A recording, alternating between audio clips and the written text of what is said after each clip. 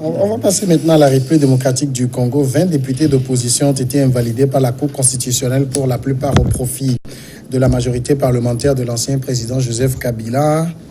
Selon un communiqué établi auprès des formations politiques, les invalidations touchent une dizaine d'élus proches de l'opposant Moïse Katumbi, 8 élus du mouvement de libération du Congo de l'ex-chef de guerre Jean-Pierre Bemba et 2 proches de l'ex-candidat à la présidentielle Martin Fayulu. Selon ce décompte, ces invalidations ont bénéficié à des anciens ministres et ex-gouverneurs de la coalition de l'ex-président Joseph Kabila, le FCC. Les décisions de la Cour congolaise, de la Cour constitutionnelle congolaise dans le cadre du contentieux électoral sont définitives. La Cour a examiné plus d'1 millier de recours. Plusieurs voix s'élèvent pour fustiger cette décision. Au niveau du parti du MLC de Jean-Pierre Bemba, on estime que ça démontre tout simplement que les responsables de la justice continuent d'obéir aux dictats de ceux qui les avaient mis en place, c'est-à-dire les anciens dirigeants qui sont membres du FCC. Ibrahim Acha, au niveau de la RDC, apparemment le FCC n'est pas rassasié de tout ce qu'il a aujourd'hui. Du tout. Vous savez que le clan Kabila est toujours omniprésent et donc...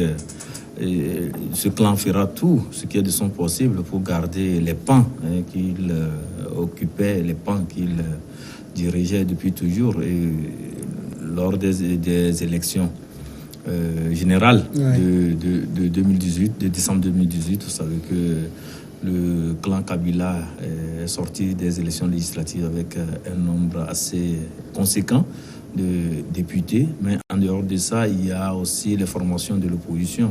Je peux parler du MLC de Jean-Pierre Bemba, de Moïse Katumbi et en tout cas, du candidat malheureux, Martin Fayulu.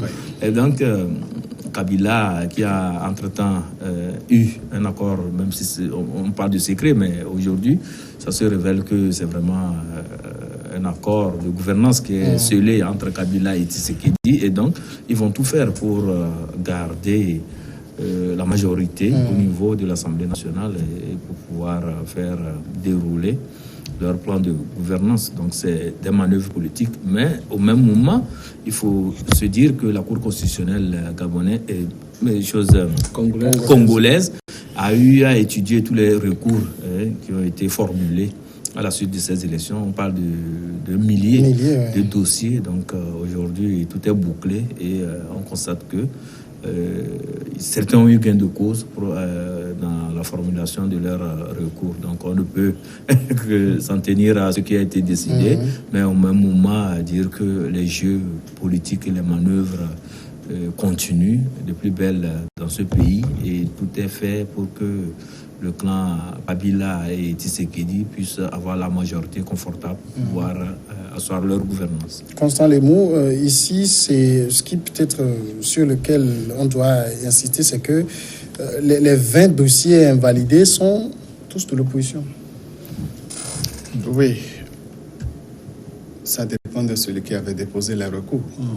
Alors, si les recours sont déposés par les candidats de la partie au pouvoir, c'est évident que suivant les documents qui montrent la contestation, qui font de la contestation de l'élection des autres, que ces documents soient pris en compte et que l'élection frauduleuse soit redressée en faveur de celui qui ne devrait pas perdre.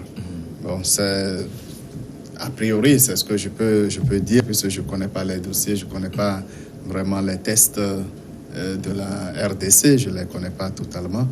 Ce qui m'a surpris, le temps que la Cour a mis pour rendre sa décision d'invalidation, c'est un temps assez surprenant.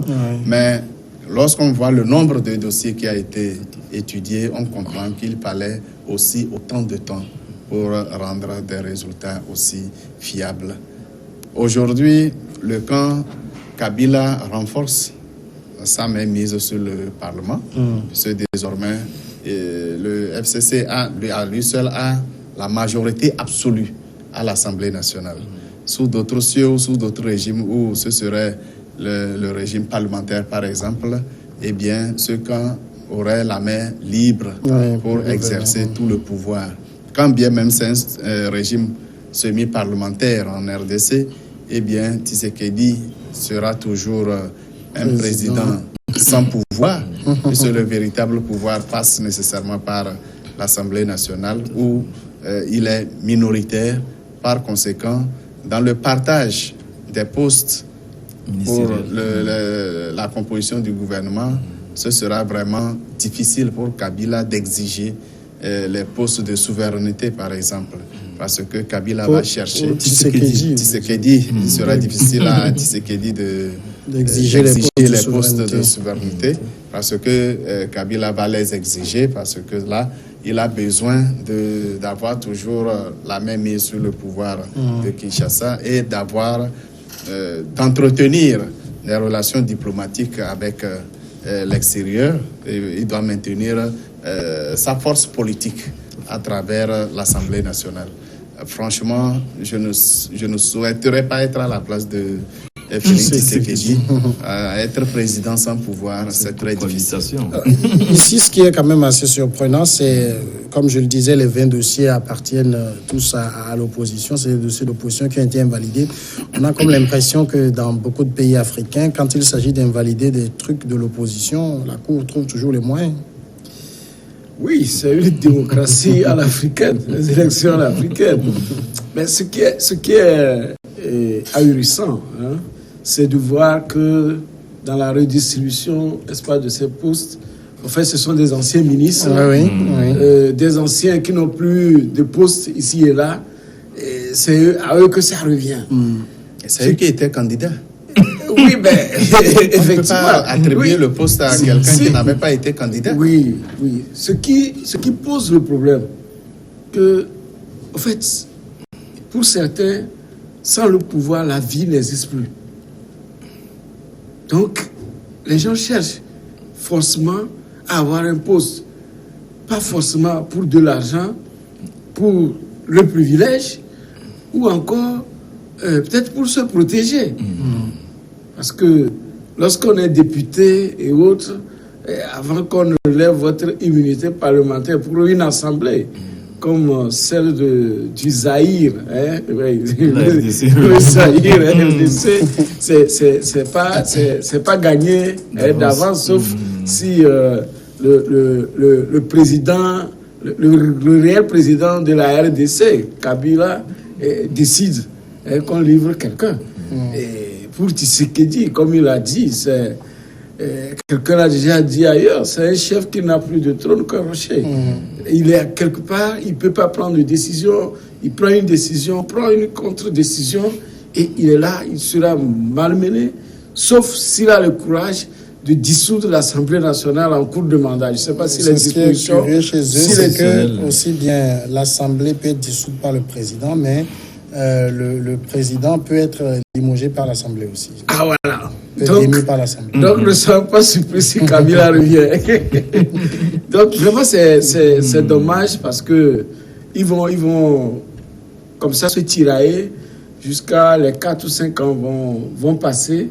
Et s'ils arrivent à tenir le mariage pendant 4 ou 5 ans. Voilà. Et entre-temps, la population, cette partie de la population qui a crié victoire que enfin Tshisekedi est arrivé au pouvoir et va être déçu comme ce qui se passe chez notre ami George Weah. Et donc ça va encore renforcer les autres. Je comprends pourquoi lorsque comment il s'appelle, Katumbi est rentré, il a dit que je me mets à l'écart. Et déjà il tourne sur le terrain, il s'y sait. Et ça va être vraiment très compliqué pour Étienne Félix. Voilà. Bon, que ce soit Étienne ou Félix, c'est Tshisekedi. Ici, c'était déjà après le 24 janvier, tout le monde avait dit c'était une patate chaude qu'on a donnée à Félix Tshisekedi. Bon, me dire une patate chaude, oui, parce que le pouvoir, il n'avait pas quand même tous les leviers du pouvoir entre ses mains. L'appareil de l'État était plus ou moins sous le contrôle de Kabila et donc il ne pouvait pas asseoir véritablement son plan ou bien son projet de gouvernance sans avoir à négocier quoi que ce soit avec Kabila. Donc, automatiquement, c'est un chef d'État qui est réduit dans ses prérogatives. Mais sur le plan international, quand même, c'est lui qui incarne la nation congolaise et donc c'est lui qui va prendre les décisions.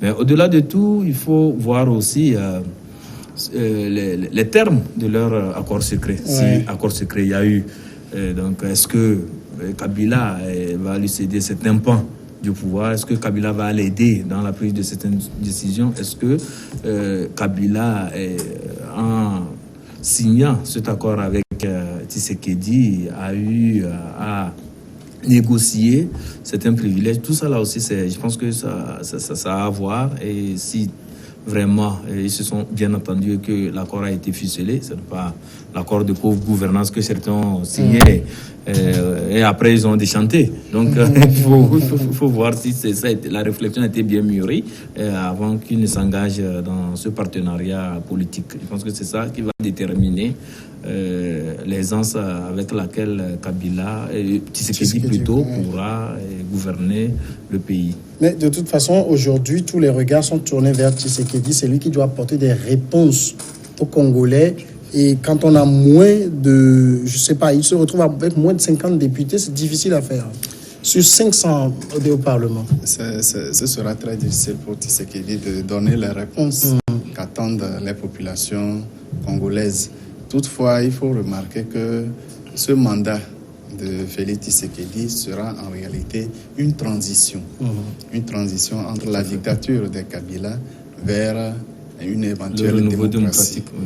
C'était nécessaire puisque, imaginez un seul instant si Martin Fayulu était proclamé président, ce sera une cassure. Ce ne serait pas une rupture, mais une cassure au niveau de la politique congolaise. Je ne suis pas sûr qu'aujourd'hui le Congo serait un pays tranquille comme nous le vivons actuellement.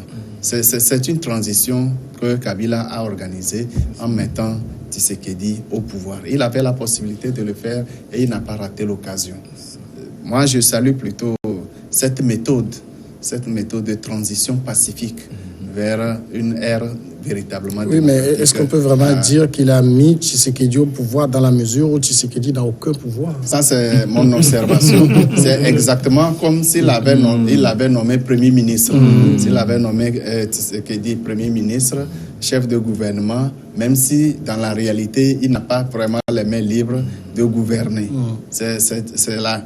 Voilà, Tshisekedi, président, un Premier ministre issu du camp Mobutu, un ancien classique de Mobutu, et Kabila majoritaire à l'Assemblée nationale. C'est une transition qui est en train de se mettre en place et d'ici 5 ans, avec l'aide de Dieu, j'espère que la République démocratique du Congo va rentrer dans une gouvernance moderne.